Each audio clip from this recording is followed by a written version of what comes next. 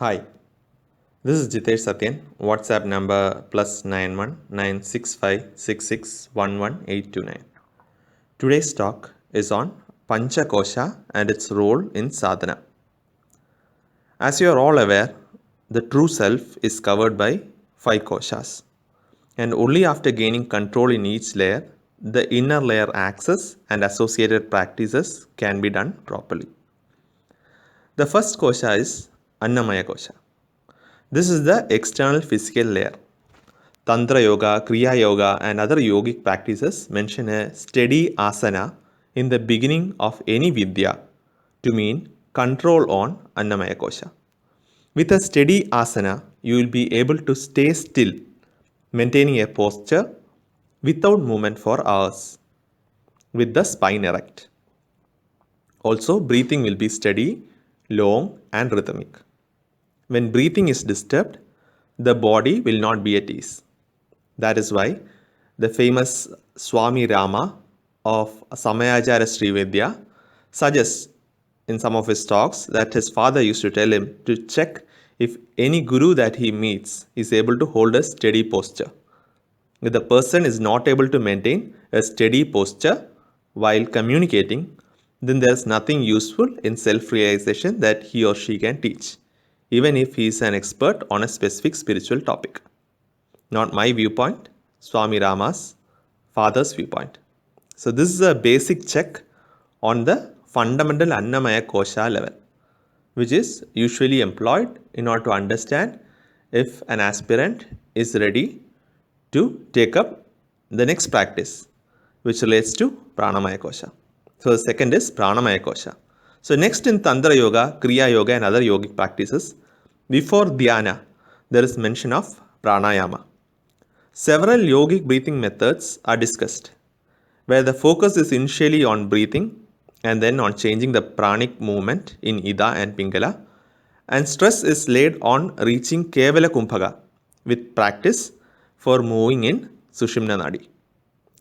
The Indriyas are withdrawn from external focus and oriented inwards, which is tested at prana control level.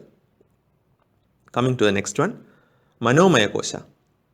Having given a few words on having a steady asana and doing pranayama, next these yogic practices discuss dharana and dhyana, where mind is focused on a visualization or sound.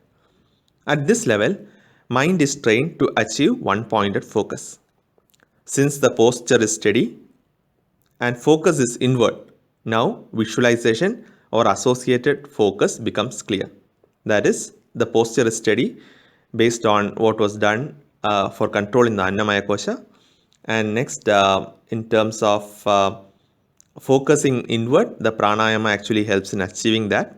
So now visualization or focus on sound becomes clear. So skipping the first two is the reason why many struggle with visualization of Ishta Devata or Devatas in Dhyana Shloka, which does not stay focused in mind for extended meditation. So the prana which is focused to a point is coupled with visualization as physical form, chakra or yantra, and some scenarios with sound like mantra to give one pointed focus. Next is the Vijnanamaya Kosha. This is the fourth sheath or the fourth covering.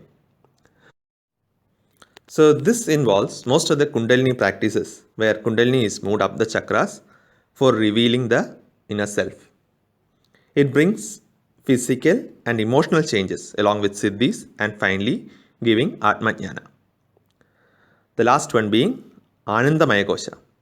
The goal here is overcoming the obstacles of this sheath or covering involves revealing the unity of self with the Supreme.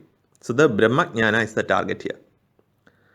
In Vidyas of Devatas like Shodashi Vidya, at Manomaya Kosha, the external chakras or focus points relating to external parts of the goddess is visualized, along with associated mantras and yantras. The Upasaka at this stage focuses on external form or Sthula Rupa of the goddess. At Vijnanamaya Kosha, the inner chakras along with associated yantras and mantra are used to reveal the Rahasya Rupa or Sukshma Rupa of the goddess. This being the crust of Kundalini Yoga. Finally, in Anandamaya Kosha practices, the Adirahasya Rupa or Para form is the focus to get back to the source. Most scriptures follow this krama, though modern authors interpret without background on the practice. While doing practice, the Samhara krama is followed from Sthula Rupa to Sukshma Rupa to Para.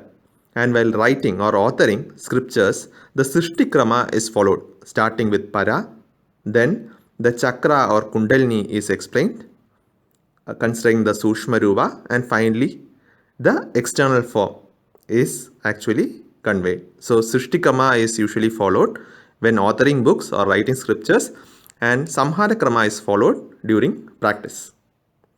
For example, if we take Saundarya Lahari, it starts with the Para form as Shiva Shakti as one and then covers the Shat Chakras and then describes the external form or the physical form of the goddess. Many later authors have even split Saundarya Lahari into two parts, one as Kundalini Yoga, Ananda Lahari, and second as the physical form, and made stories to support their views. However, Shankaracharya has authored it as a single work, and some of the earlier commentators like Lakshmidhara also considered it as a single sequence for practice. Even other works like Shakti Mahimna Stotram of Durvasa follows similar sequence. So words like asana for steady posture, pranayama for prana focus, dharana for one-pointed focus, and dhyana for complete withdrawal to an object of focus have deep meanings, though it might be conveyed with very simple words like have a steady asana, do pranayama, and then sit for dhyana and use this form for dhyana. So it will be very simple words when you actually see it in a scripture, but it has deep meaning, and in a proper practice each of the levels are tested, and only once you are able to achieve a specific level in terms of you are able to have a steady posture and rhythmic breathing in Annamaya Kosha, you can progress to the next level in Pranamaya Kosha and the next level in terms of Manomaya Kosha, then followed by Vijnanamaya Kosha, and finally Anandamaya Kosha. Thanks for listening.